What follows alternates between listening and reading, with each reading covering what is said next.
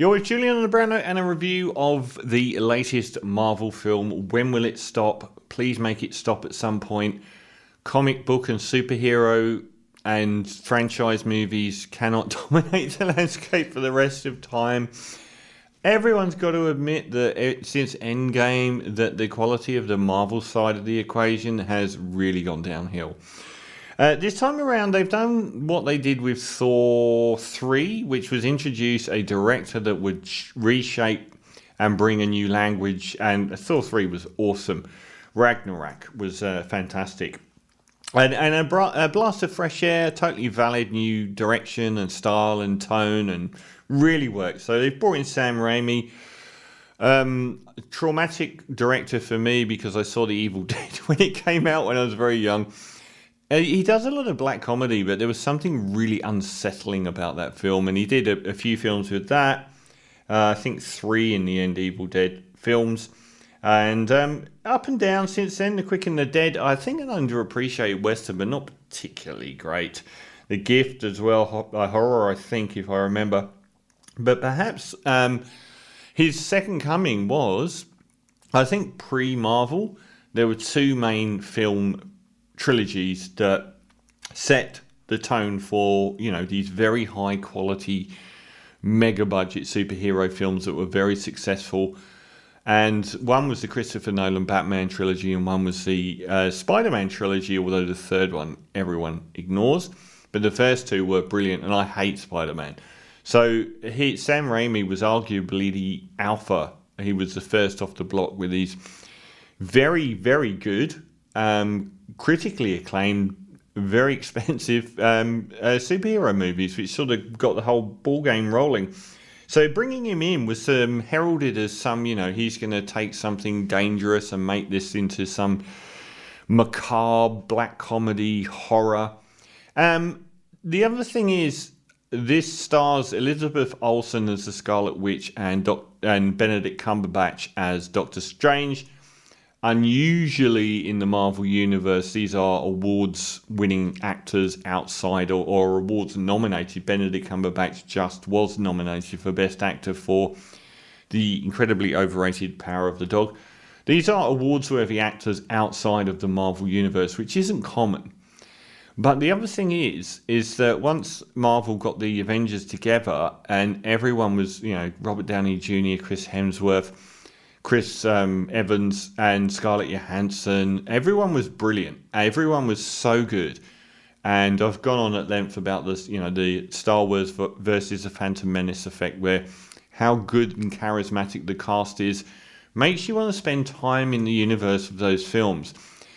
I don't think there have been many additions to that main group that have been as good since. Ant-Man?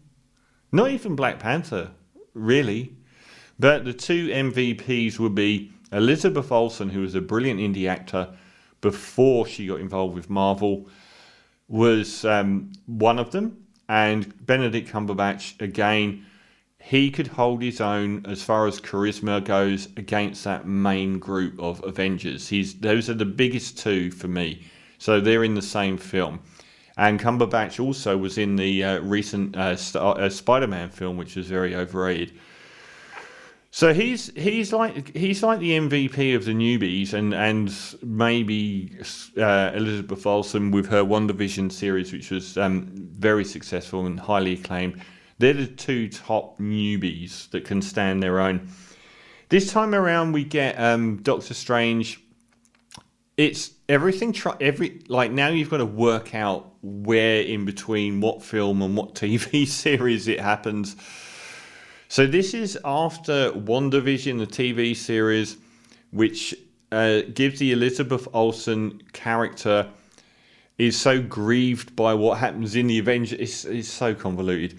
She's grieving the loss of Vision, her husband-to-be or husband, at the end of the Marvel Universe in the cinema with Endgame. And then she, through grief, creates this illusory town where everyone's she's controlling everyone's mind and fabricates 2 children and so on. But it's all a lie. It's all in her head and she doesn't even realise it's going on. So this time around, Doctor Strange starts meeting up with Rachel McAdams, who played his love interest in the first Doctor Strange film. The first Doctor Strange film at the time was an amiable success. Now it would be regarded as a masterpiece, given... I would never have said that Black Widow, the sequel to the first Marvel film since Endgame, was the Black Widow film. And I would never have said at the time that would be by far the best of the others. The Ten Rings film was tepid, mild, okay. The Eternals was dreadful. And now we've got this. So we're in that post-Endgame pocket, and the Scarlet Witch is grieving still. And Doctor Strange finds this chick that comes through from another universe, literally another universe. We're dealing with the multiverse here, where there are lots of different universes with the similar people in each one, similar superheroes in each one, and everything's slightly distorted. And it's Jotilil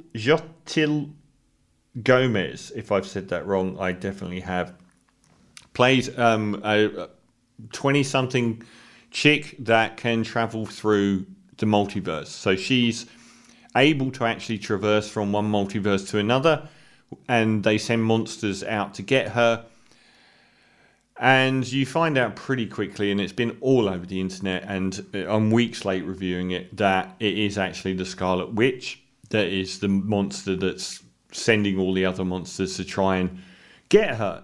So we get a thing where Doctor Strange and Wanda are the antagonist and protagonist of this film, which is its biggest surprise, which I've just blown, but given that it's been everywhere... and it happens really quickly as well. It happens like in the first 15 minutes, I think. So she is basically trying to be able to transport to a universe where she can be with her fake kids. Because in another universe, they're real kids and she's a happy mum staying at home. And that's the whole plot. That's the whole plot. It's like the entire movie is able to present itself in 15 minutes, and that's it. It is so slight. Honestly, there is so little to recommend this film.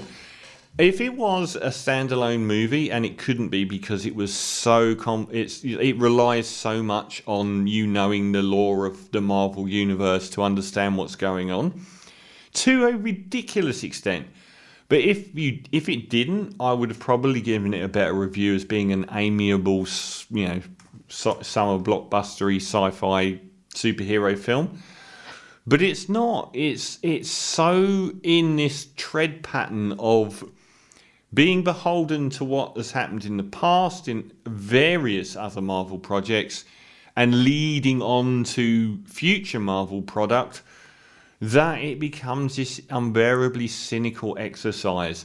Sam Raimi is being touted as the guy that will do, make this incredible new paradigm and theme. He is held on such a leash that the only times I even noticed that I was watching a film by him, when he literally included zombie elements, and it's kind of like he's waving a flag, like almost drowning in the ocean of all these executives telling him what to do, saying, and he's a big name director, saying, I'm Sam Raimi, here, this is, there's a zombie here, that's my thing that I've brought to the table.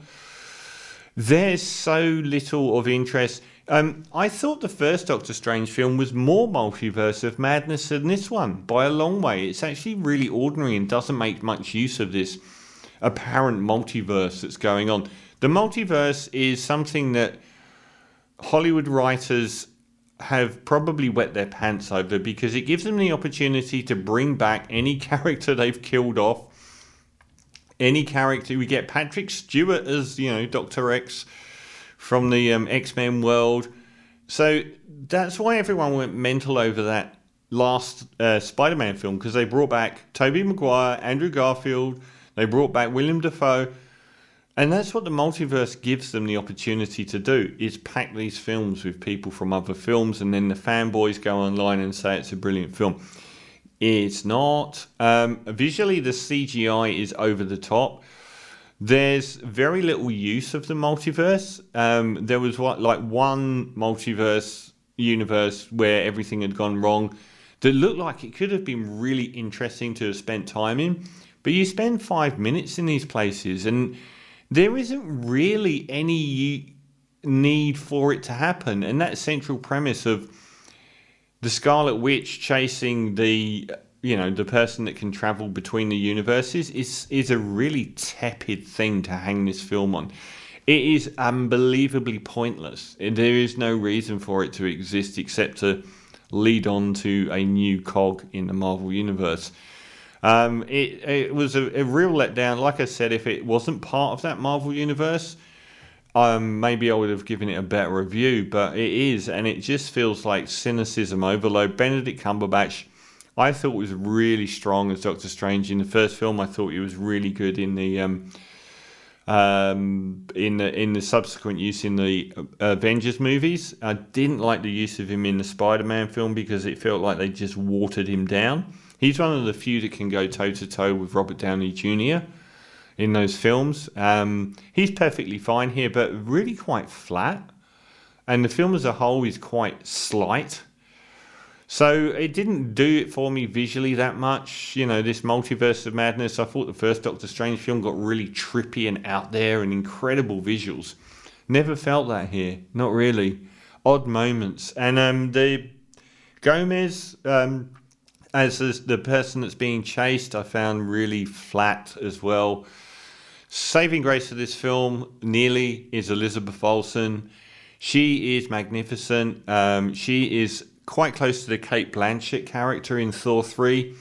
She's so malevolent and she's like constantly giving people chances.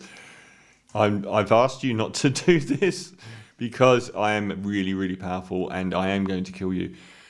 She is wonderful. She's brilliant. It made me wish that they introduced her earlier into the Avengers universe so she could have reached this stage where she's this really frightening, malevolent being. She was excellent, star of the show by miles. No one else stood out at all. So it was such a no-mark film. And after the Black Widow film was fine, but 10 Rings started off well, got really unnecessarily bland with its World of Warcraft sort of last half. And Eternals was terrible, and honestly, this is one of the most forgettable Marvel films of all. So I'm going to give Doctor Strange Doctor Strange in the Multiverse of Madness. I'm going to give a dead flat 5 out of 10.